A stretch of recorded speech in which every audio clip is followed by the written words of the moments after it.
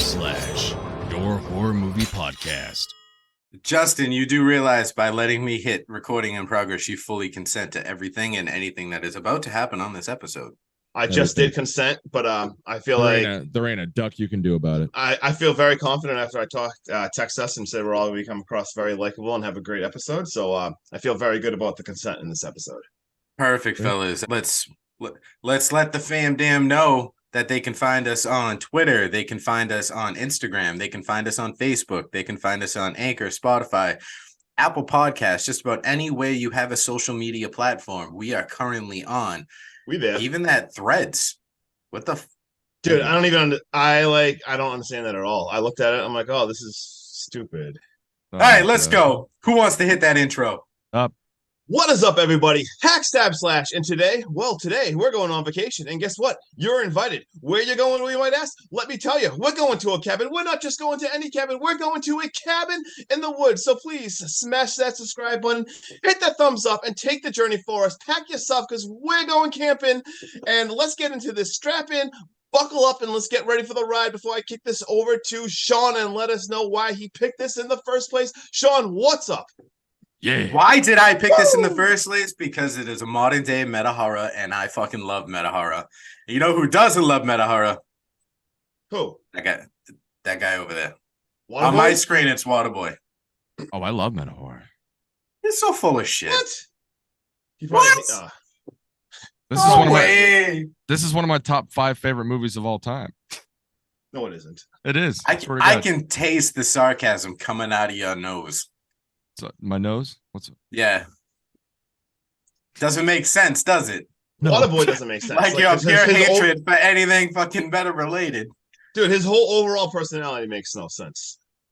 And I don't mean that to make fun of you. I hope we have a great episode and all coexist, but yeah, you're just a puzzling human being. It's okay. You know, I'd rather be puzzling than, be a normie. No, I mean, I get that too. Just I don't know where we're going with this. What are we doing? I don't know either. Listen, Waterboy said something positive and it threw us all off. Yeah, Waterboy, I award you no points, and everyone is dumber for having listened. That's so good. So the church answer. I'm just ready to go to vacation on Cabin in the Woods. Let's go. I got my gear on. Let's go. I got my swimmies on. Let's go. Off his goddamn shirt. Let's go. I got no goddamn pants on. Waterboy, what'd you think about this movie? Just the initial reaction. I fucking love everything about this movie. Everything. I still, for some reason, don't believe you, Justin. Except the ending. You don't like getting. I won't go there. I won't make the reference I was gonna make. Justin. I saw this whenever it first came out, whatever year that was, 2011, 2012, and I liked it for the most part. I think it's a really fun ride. I had a lot of fun. The whole, the Agent God thing was kind of weird. I didn't 100% love. I thought the ending was really, really, I don't know. I thought it was stupid with the whole giant hand just crushing stuff. I didn't love the ending, but I loved the whole entire ride all the way up there. And honestly, it was one of those movies I always wanted to rewatch. So I was very, very glad you picked it just because I actually did want to rewatch this movie. Just I wanted someone to force me to. I didn't want to do it by myself. That's you get forced to do a lot of things, don't you? Yeah. So I was excited to watch it again with an open mind. Nice. So let's dive into this, ladies and gentlemen. The Cabin in the Woods is a 2011 horror mystery. It stars Chris Hemsworth, Kristen Connolly, Frank Kranz. I don't know if I'm saying his name right. Please correct me if I'm not. Fran Kranz. Wow, I'm murdering this guy's name. I am so sorry, Marty. I am so sorry. Yeah. Marty. We got Jesse Williams, Annan Hutchinson, Bradley Whitford, Richard Jenkins, Sigourney Weaver, Brian J. White. Just an absolute stacked cast. Just massively stacked. Love 100%. Everyone in this movie.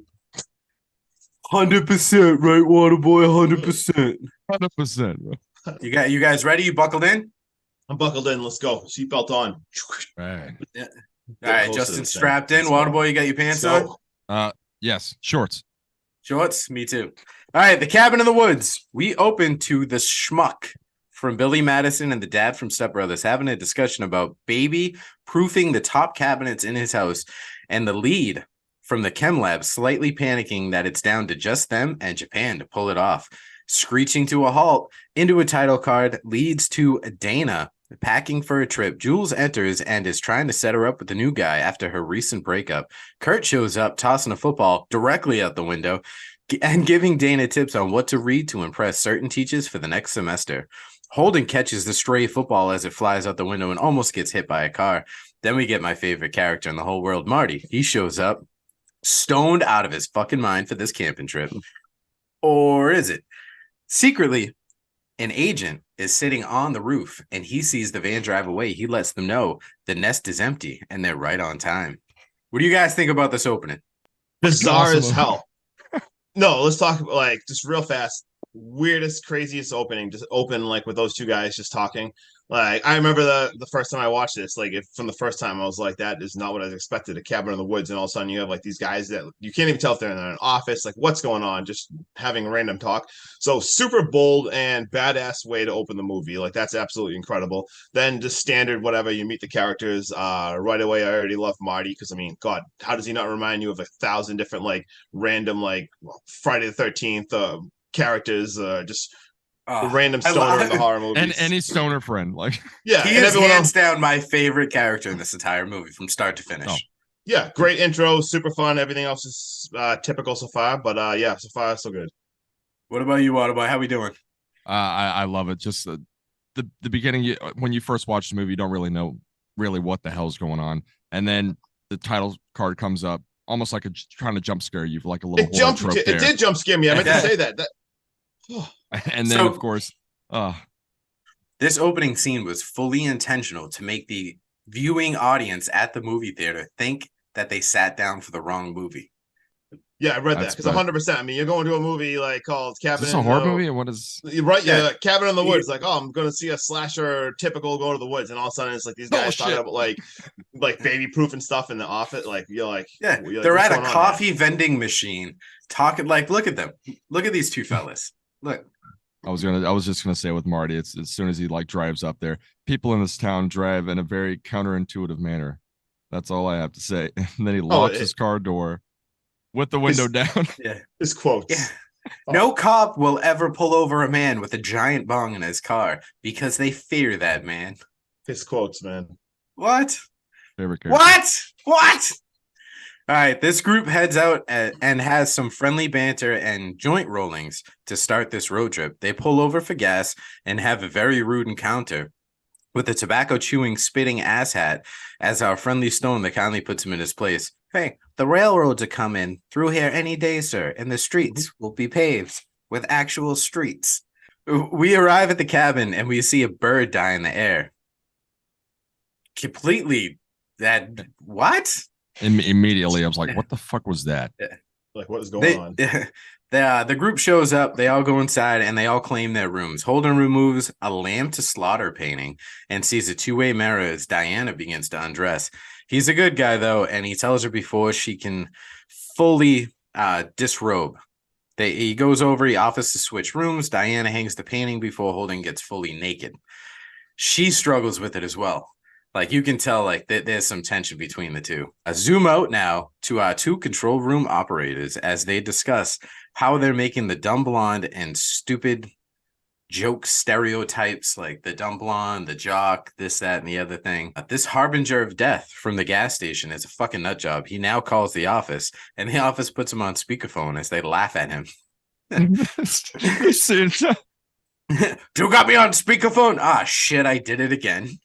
Fucking grand. 100%. 100%.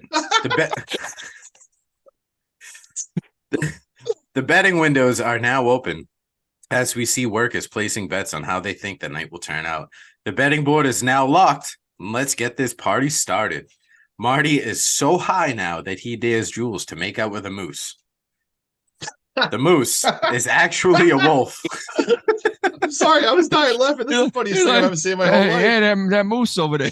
That mysterious beast. I'm looking through the world in weed-covered lenses. Oh. Now we enter the basement on a dare after Diana is dead and the just basement door flies open. We see so many relics, and each one has a link to what kind of danger they'll be facing. And just before anyone can finish, Diana begins reading a passage from the Buckner Journal of 1903, and it is gruesome as fuck.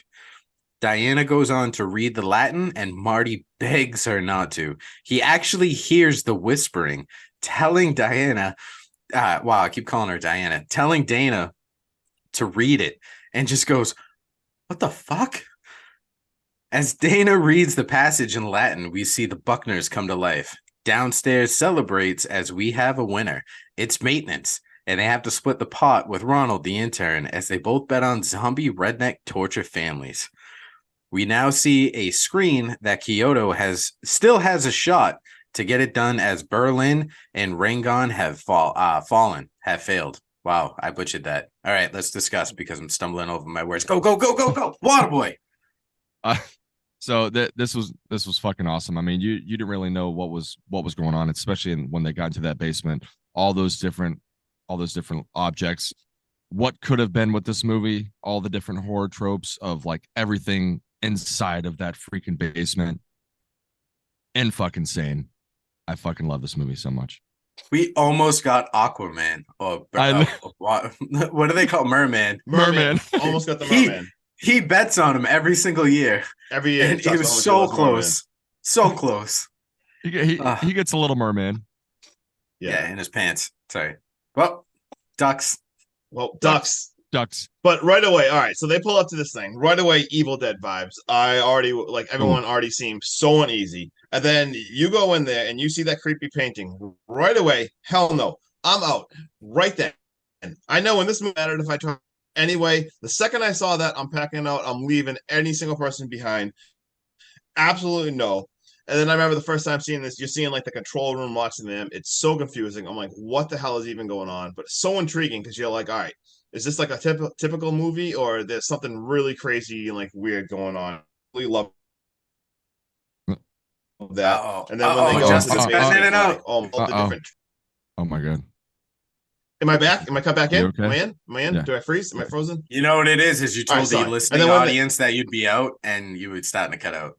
Why are you throwing me off, man? What are you doing? Is this like an inside joke I don't get?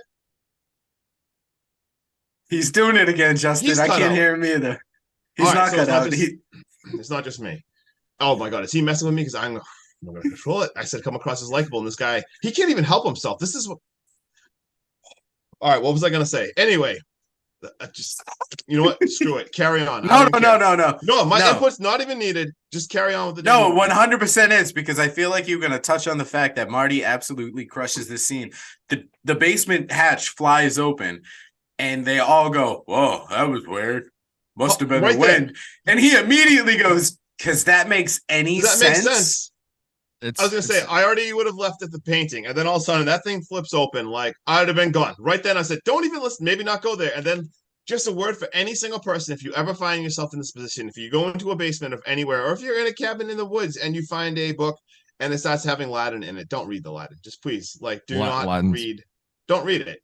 And yeah, Marty absolutely crushes. That dude is so hilarious. That whole entire wolf scene, and even when she was actually making out with that, I was like so uneasy. That thing looked so creepy. I'm like, she was like really. She went that thing hard on that wolf. She was dancing for it. I like didn't know what was gonna happen. I was completely freaked out, and the gulps in that room. Then, like you said, when you see the whole entire office, you cut back to like the control room, and they're all celebrating, and I'm just like, what the heck is even going on in this movie? And that's all I got. Let's carry on. Just so you know, Waterboy, I'm gonna cut out all that dead space, and I'm gonna restart it from I'm gonna end it right when Justin like starts cutting out. I'm gonna show a small clip of you go. Me going, shut the fuck up, Waterboy. Please. I was like getting ready to get ramped up, and then I got stopped. I'm like, what is happening? It's usually me always getting fucked every episode. We're not talking. Don't worry, none of this is making the podcast. Quack. We're now back to the cabin as Jules and Kurt head off to bed. Marty begins to question everything. Since when is Jules a celebutard, and when does Kurt pull this alpha male bullshit? He's a sociology major on a full academic scholarship. Now Marty decides to go read a book with pictures. Holden is sitting Holden is sitting down trying to translate the Latin that Dana read. Jules and Kurt now decide to take off to the woods for a typical Sex in the Woods scene. The crew adjusts the temperature and increases the pheromones to make the magic happen. And just after we see the goods, bam! Julie gets a garden shear through the hand. Kurt jumps back, gets up, and goes to fight, and he gets taken down. As Jules runs away, she gets a bear trap thrown at her back. She's pulled back, and it's ripped off, which is just so unsettling.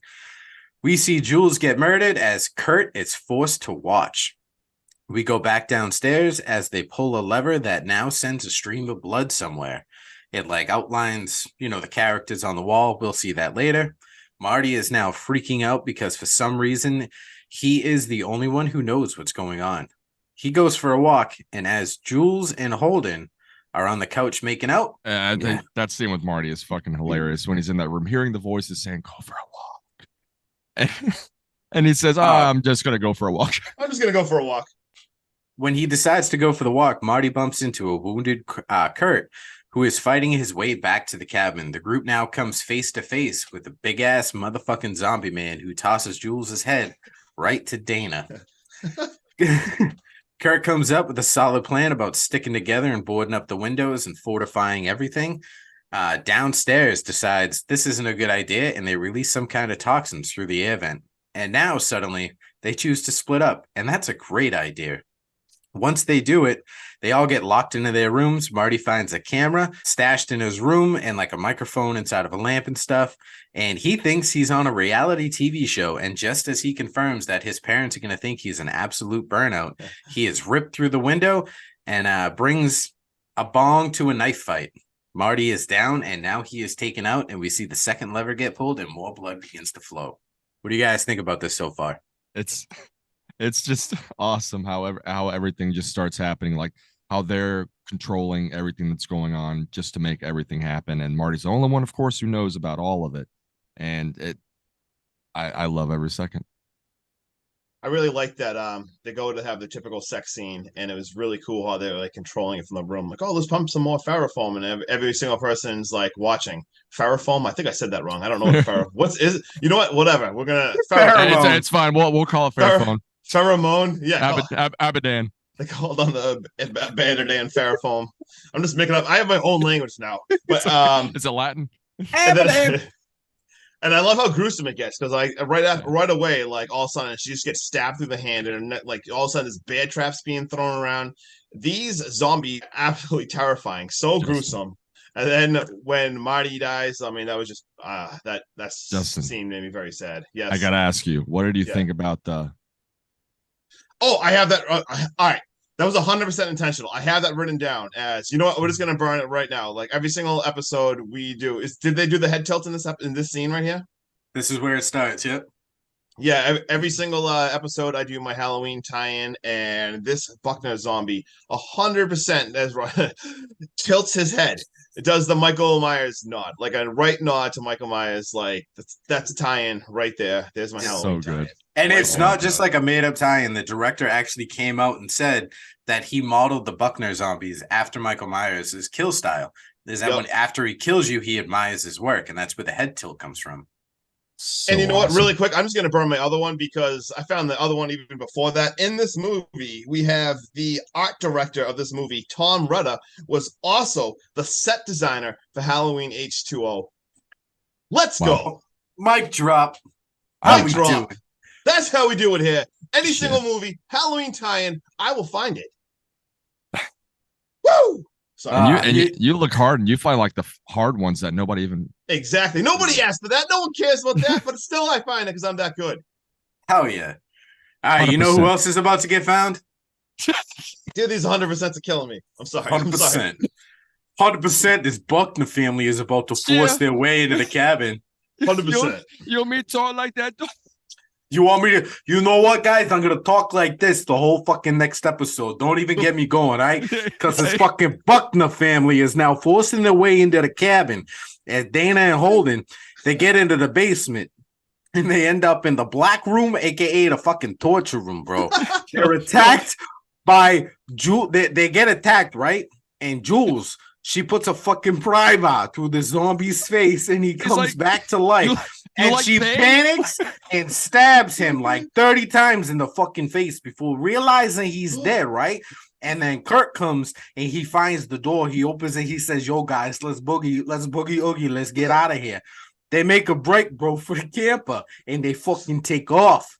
You know what we see now? We go back to those dudes downstairs, dude, and we see Kyoto has failed. And the Americans, man, because you know we're in America, we like to finish last. We're the last one standing, you know what I'm saying? And we're the last ones left to finish this fucking ritual in Stockholm, Buenos Aires, and Madrid. They all failed as well. Get it? Got it? That's good. The crew panics as the tunnel is open, and Demolition has a fucking glitch, man. They never got the orders to blow up the damn tunnel. The camp is heading in this tunnel, bro, and it's going like full speed, which is like 55 miles an hour in a 45. You get pulled over for some shit like that, and it enters the tunnel, and you know, Demolition, and then they figure out the glitch, and it blows up just in time. They punch it. Do you want more? I'll tell you what, bro. If you punch it reverse, it makes it go out. And they got out just in time, bro. It's like the rocks and stuff started falling and they were driving backwards, bro. This man, Kurt, must have like a CDL or something, man, because you can't back up that fast and not know what you're doing. So Kurt, dude, he gets out, bro, and is in a fucking, you know, Travis Pastrana comes out and he's just like, I'm gonna jump this canyon with my dirt bike. And he gives it everything he's got. And guess what? He gets struck down just like that bird I was talking about in the beginning. He's killed by a giant force field that falls, and he falls to his death, bro. So a long way down. Dana and Holden say, you know what? Fuck this, bro. Let's get back in the camper and let's just drive into the woods because that's a wicked smart idea. And they get in the camper and they pull away, dude. And we see another lever get pulled and more blood begins to flow. But on the ride back, dude, Holden is trying to keep Dana calm, but like, you know, she's freaking the fuck out. I don't know what to say, man, because she's just freaking out. And then, you know, as he's doing this and she starts calming down, my man Holden's, dude, he gets stabbed right in the throat from the fucking back of the chair, dude. Something came from the behind the camper. They go off the road and they go careening into a lake. And Dana, dude, she got a good head on her shoulders, man. She knows what to do. She sees that escape hatch on top of the camper and she fucking swims, dude, and she goes through. And as she's swimming away, something tries to grab onto her. And then we transition downstairs and we get the crew, man. They popping fucking bottles, dude. They popping bottles, you know what I'm saying? And they start explaining that, you know, the virgin doesn't always have to die as long as like her death is optional if it's last, you know what I'm saying? And it's such a long experience. As long as she like suffers through it, then they all happy. All the like, big dogs downstairs are happy as long as like she suffers. And then we get a hot Phil speech that's in love with that tequila. Oh man, he really did feel bad for her, man. I gotta tell you, son, he felt real bad for her. And then that tequila came, man, and he just started sipping on that shit, man. And then all hell broke fucking loose, man. Marty came in there and he got the fucking bong, and he's like, "Oh, I'm here to rescue you, bitch." All right, let's take a deep breath. That was intense. I'm fucking lightheaded. And you just covered my next set of scenes. I was just going to say, we got a discussion before that scenes. All right, discussion point. Sean, are you okay, first of all? Do you like need to take I'm a little lightheaded. Dude, you're turning purple. How did you keep that for like 5 minutes? Dude, literally, like, look at him. He's literally turning purple. Oh my God, he's sweating. Sean, come back to us. Are you going to be There's no AC in this room. I was gonna say you're dripping. All right, so quick discussion. Yeah, that was a lot of craziness. I just want to say, great work, Sean. Thank you. I tried. Got to try something different. Definitely. Yeah. Fucking hell. No, I thought that was badass when the group is escaping. They're trying to go back through the tunnel, and you see the control room like freaking out, like, what is going on? Like, there's a glitch. Like, they're escaping. Like, we can't let this happen, and they are panicking. So you know, like, whatever's going on. Like, this is like dire. They need to stop them. And the guy literally hot wires it and it explodes. And like Sean said, luckily he had a CDL license and he is flooring that thing in reverse. No backup cameras. And crazy when Kurt jumps that canyon, like we have like an Evel Knievel stunt going on here, and he hits that just insane electrical force field. And you're just like, what the heck is going on? And then right after with Holden, he's literally, as he's saying, like, oh, like, stay calm, we get this. He says, stay calm, like, we're gonna get this. And then he gets killed. And then everyone's celebrating. I thought the scene was so awesome when everyone's celebrating in the control room, and in the background, how they're explaining like, oh well, the virgin's optional. Like she doesn't have to die as long as like she suffered and she's been through a ton. And it's so badass because the whole place is like popping bottles. They are partying, and you have the giant screen playing out where she's just getting tossed around on the dock. No one gives a fuck. They're just letting it happen. Yeah. God. She's literally getting picked up, like body slammed, like kicked around. The shit beaten out of her. She's just getting her ass kicked, and they're celebrating. I thought that scene was absolutely awesome. And they get that phone call. I love this. I gotta say, my favorite part was you talking in that accent. It's this movie. Everything that's happening. I mean, Evil Knieveling off, hitting that fucking thing. Evil Knieveling. Evil Knieveling. That's a new. He's at a loss for words. There's just too much happening, dude. I can't beat what Sean just did. I can't. Ting tang wada wada bing bang. He's just over there beatboxing. Continue. Would you like to continue, sir? Let's do it. Please, sir. All right. Dana swims to the dock, and as she's trying to catch her breath, she's greeted by the bear trap guy again. No one cares as the whole company is downstairs partying. The red phone rings, and we realize Marty is still alive as he stops the bear trap man from killing Dana with his bong. This is where you bring the bong to a knife fight. All right, let's go. They knock him into the lake, and as they run away, Marty shows Dana he found a trap door inside one of the Buckner's graves. They go down in what looks like an elevator, and they see a werewolf, a ghost, and many other creatures down there. It's just a massive cube-based system full of monsters. The crew is panicked and locks in Marty and Dana as they bring them downstairs to the main floor. They manage to knock out the security guard and take his gun and begin roaming the floor. We hear a voice on the loudspeaker telling them what's been going on. They're pinned down in an unmanned security booth and hit the big red button that says System Purge. Why the fuck would you do that? Please? Why? That's the one thing you never do. Panic. Right. Yeah, and now all hell breaks loose as the monsters are all set free and begin wreaking havoc on every single one of these employees, creating just so much blood and chaos everywhere. The power goes out now as our main crew loses control.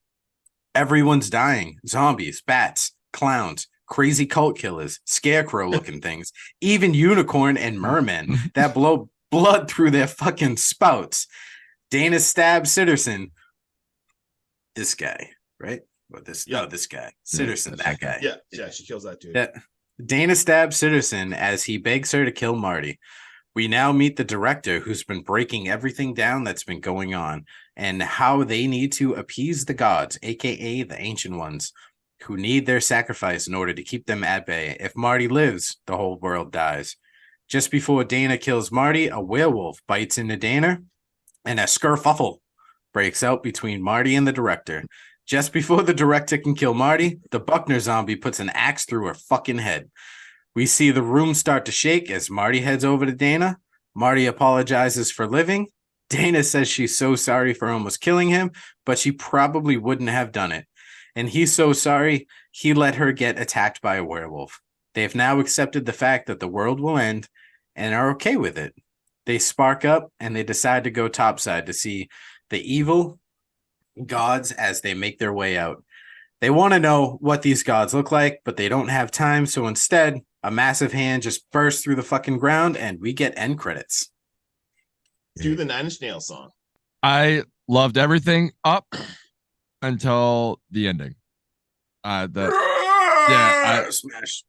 Yeah, the fist smash. I mean, I think they could have changed. I mean, if it was going to be the only movie, they could have at least made it a little bit more, like world ending instead of just seeing a fist. I think it was like missed there. I don't know if they ran out of a budget or they just didn't.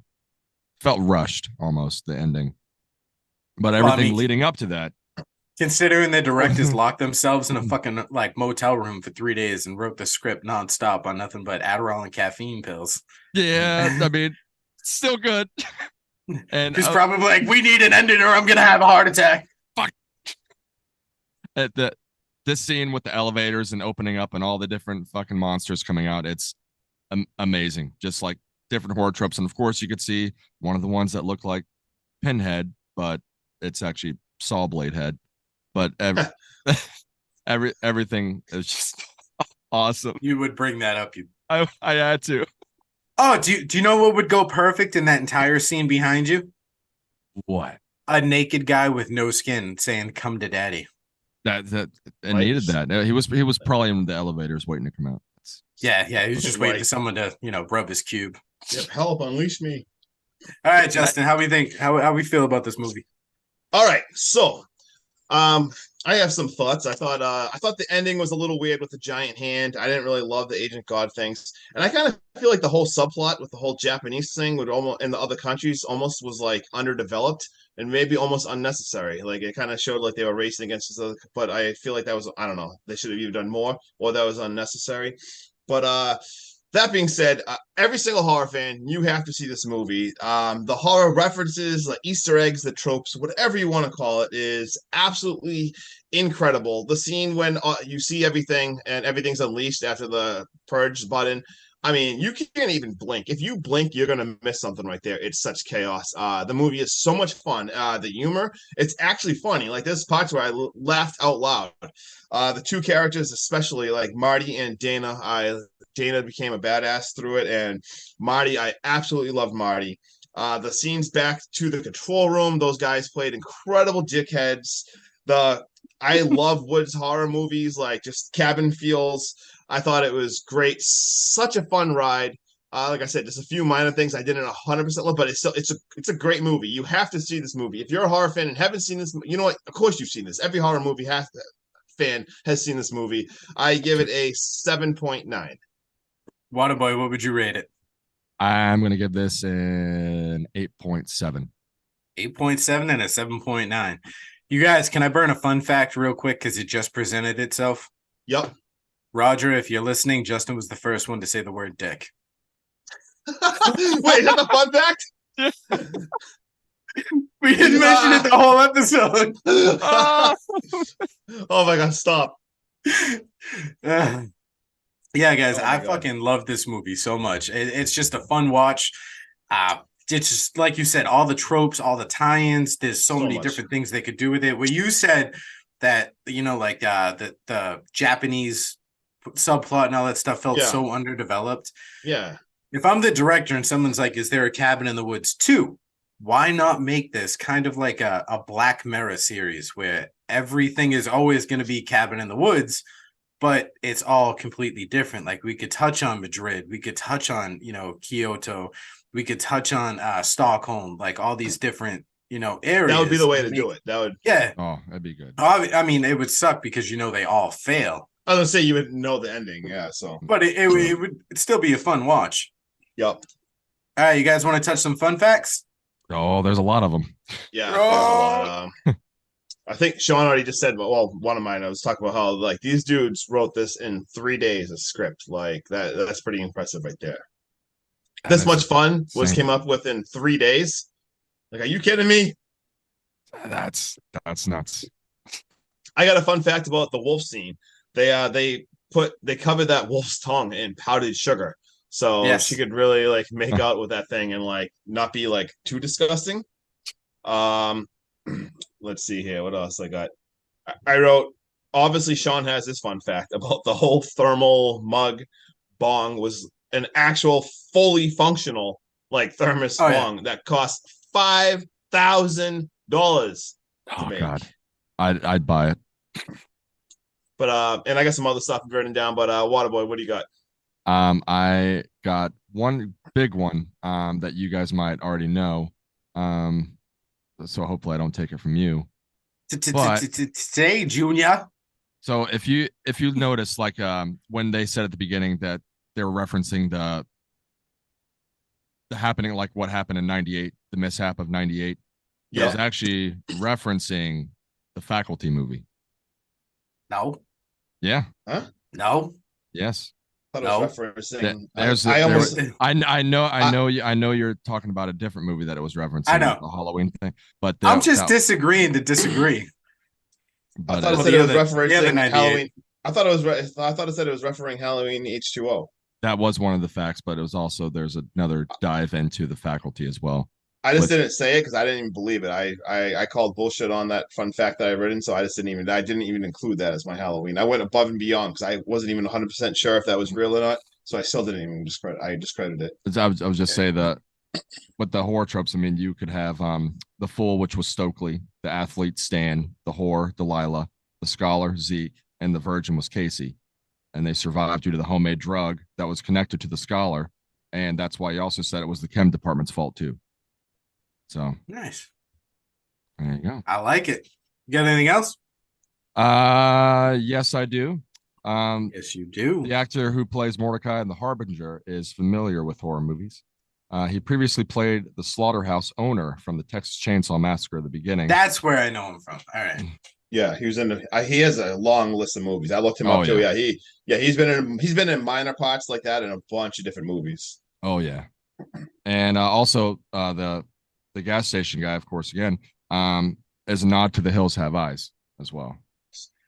Dude, that scene reminded me so much of Texas Chainsaw Massacre, Hills Has Eyes, just all that. Like they just like such an incredible feel like that. Oh yeah. Just like when they pull up to the cabin, and it's like just looks like Evil Dead, like so much. Oh man, 100%. Watch this movie, 100%. everyone. Watch 100%. Sean, did you rank this, by the way? Did you rank it? No. He did. Yeah, he didn't give his ranking yet. No. What? No way. Yeah, we got a 7.9, an 8.7, and then a nothing. I'm going to meet you guys right in the middle. I'm going to give it an 8.2. Right. There we go. I said, I love this movie. It was just so much fun, but it does have its faults. Yep. Every movie has some faults. Some more than others. All right. Well, I got a fucking laundry list and a half, boys. You ready? Buckle up.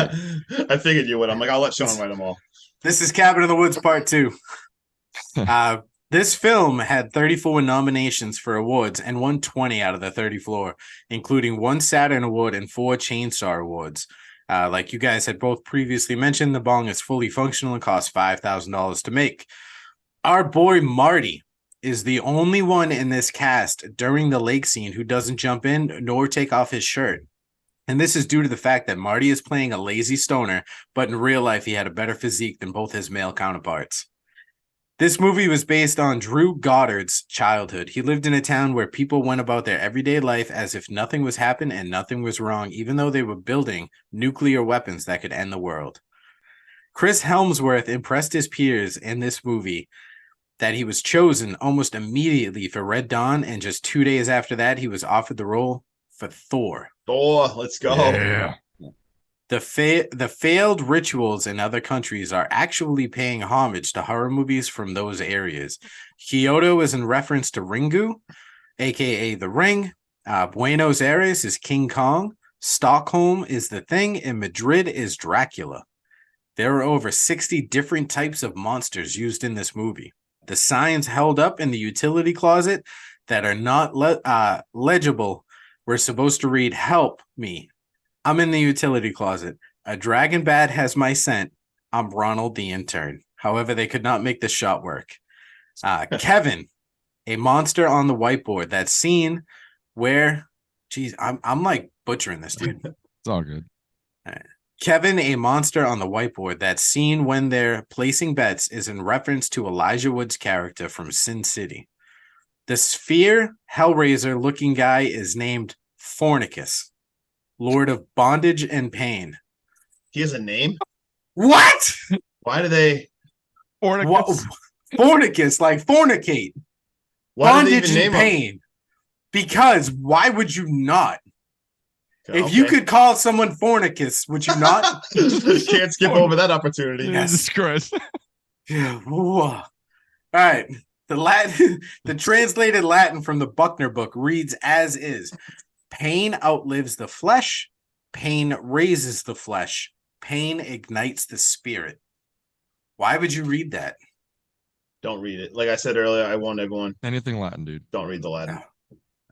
All right. The crew had Marty trained extensively in all things stoner related and even generated their own brand of rolling papers called Smiling Brother.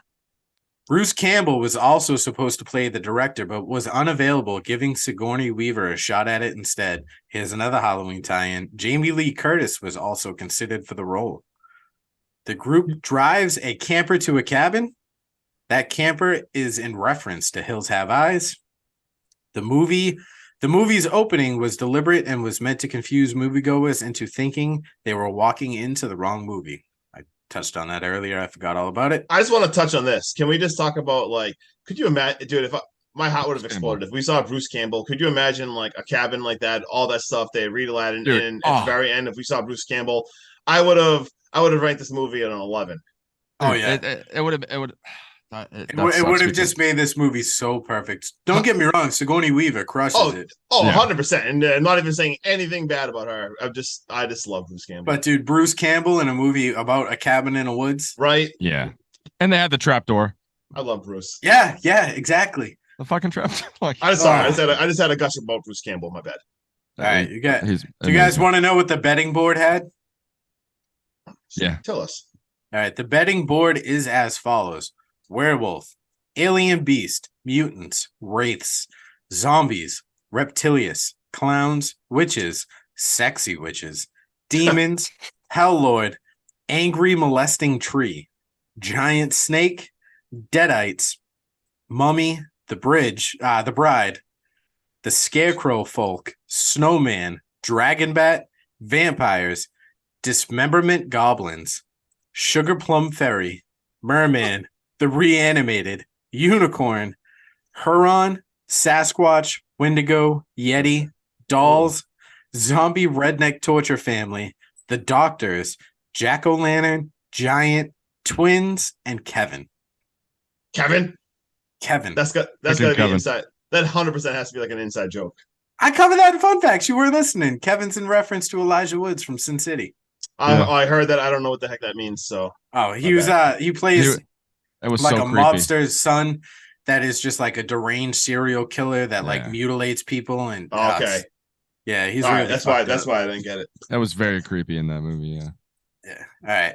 In the elevator scene, you can briefly see a tank, a witch, a boomer, and a hunter. All characters from the video game Left 4 Dead. This was supposed to be part of a video game add-on for the players for that game, but it fell through.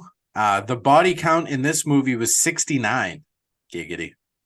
But its implied count is actually 6,873,741,055. The current population in 2009 when the world ends. It's 44 minutes into the movie until we get our first kill. The hand that crushes the cabin that Waterboy hates oh so much at the end is supposed to be the hand of the Greek god Kronos. When Marty is killed and they pull the lever, it's like an earthquake happens. This is showing that Marty really isn't dead, and the guards aren't pleased that they've been lied to. Hold on, really quick. Like, how come if all these countries are doing this? I don't understand. Like, shouldn't there just be one set of people trying to save the world? Like, what happens if, like, Japan succeeded? Then would the game have ended? Like, I don't even understand. Yeah, like then there wouldn't be. Yeah, if Japan succeeded, there wouldn't be a need for everyone else and shit like that. They'd just call it wipe it. All right. I just think, like, where you're trying to appease the gods, it just every continent probably has their own deities or whatever laying underneath. And teamwork. Hey, teamwork makes the dream work. Hit them up with what we got next. It could be my. I'm not. Yeah, it's your movie. Oh God, is it really? Yes, it is. Are we doing this again? This is so embarrassing. You only have one movie. Oh, I know what it is. Join us next week for my movie that I clearly have my shit together and I know exactly what it is. It is Chopping Mall. Go watch Chopping Mall. Be with us next week when we talk about it. This movie, you know what? Just go watch Chopping Mall. Go watch it. Waterboy, have you seen Chopping Mall? I have not, so I'm actually really excited to watch it. You're welcome. You are welcome. Thank you. 1986. That's why I love this. Oh, you are so welcome. Oh my God. Guys, you can watch this on a list of shit for free. You can watch it on the AMC Plus channel. You can watch it on Shudder. Both of those, however, do require a subscription. But you can watch it on Plex, Midnight Pulp, Redbox, CGL Entertainment, Dark Star Records, Fearflix, Freebie, Tubi, Fossum, the Ultimate Music Channel, Freebie, Pluto, Fossum, Sci-Fi, and Horror. I'm dead ass, bro. What's Fossum?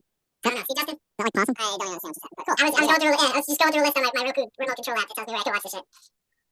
But all right, fellas, we out. Hope you enjoyed Peace. this episode. I'm gonna edit the shit out of this. Oh my god, it's Ah. just so much. It's mostly me. No, it's me. All right, let's both agree that it's Justin. Oh, come on.